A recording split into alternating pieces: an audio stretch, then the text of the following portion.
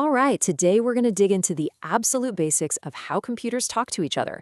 We're breaking down the fundamental building blocks of computer networks, from the actual physical cables all the way up to the different shapes they can form. So let's get connected. So first, just picture a single computer sitting all by itself. I mean, it might be powerful, sure, but it's basically an island. It can't share any of its data, it can't use that fancy printer down the hall, and if its hard drive dies, well, all that information is just gone. It's a huge liability.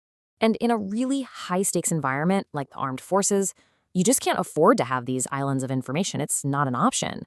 So that brings up the big question, right? How do we build bridges between them? How do we connect them so they're effective and, most importantly, reliable?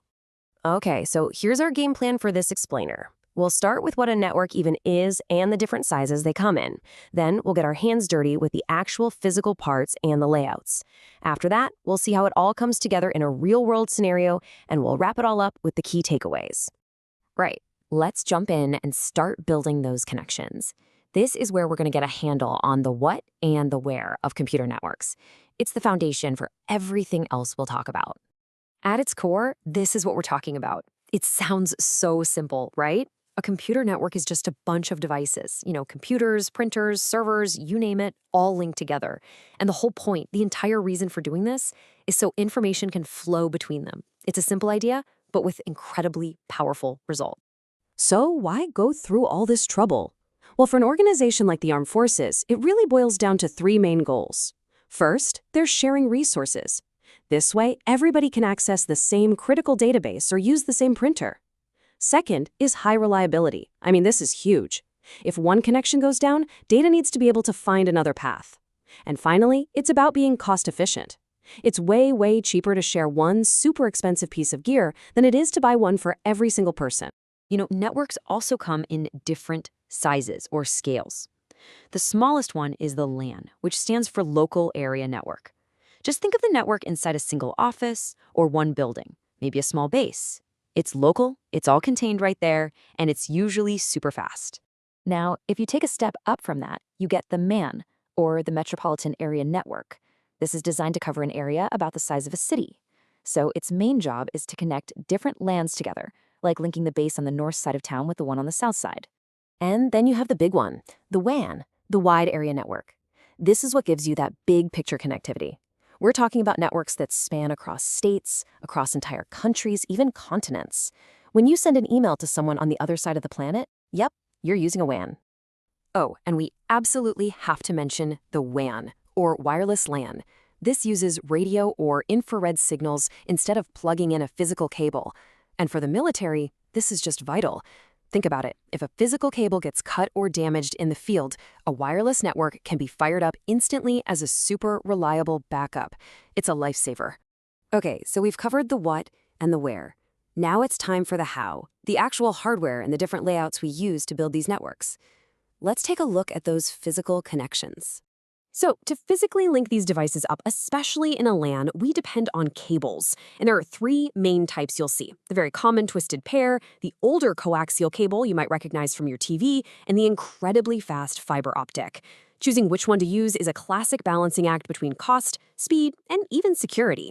So once you have the cables, how do you actually arrange them? Well, that arrangement has a name. It's called the network topology. It's the shape or the layout of all the connections. And this shape is absolutely critical because it dictates the exact path your data has to take to get from point A to point B. First up, we've got the star topology. This one's pretty easy to picture. Think of a bicycle wheel. You have a central hub, or a switch, right in the middle, and every single computer connects directly to it, just like the spokes. So for one computer to talk to another, the data has to go into that hub and then back out. It's simple to manage, but you see the problem, right? That central hub is a huge single point of failure. If it goes down, the whole network goes down. Next, there's the ring topology. And like the name says, there's no central computer here. Instead, each workstation is connected to its direct neighbor, forming a complete circle. A message gets passed along from one computer to the next, going around the ring, until it finally reaches its destination. Then we've got the bus topology. In this kind of setup, all the workstations are hooked up to one single shared cable. That's the bus. Information gets sent out onto this main line, and it basically travels up and down the entire cable until the correct computer picks it up. And finally, we have the mesh topology. Now, the keyword here is reliability. In a mesh network, devices have tons of direct point-to-point connections with each other, creating all these different paths for data to travel. This makes it incredibly tough and resilient if one path fails. So, what's the catch? Well, all those extra connections make it way more complicated and expensive to set up and manage. All right. We have covered a lot of theory, so let's see how all these pieces click together in a real-world situation. We're going to walk through a military headquarters scenario and see this stuff in action. Okay, so imagine an intelligence section inside that headquarters. All of their computers are linked up in a star topology. That's their local LAN. Now, that entire headquarters building connects to other military units across the city, and that's done using a MAN. When the commander needs to send a critical report to a higher-up in another state, that data zips across the WAN. And what happens if someone trips and pulls out a cable?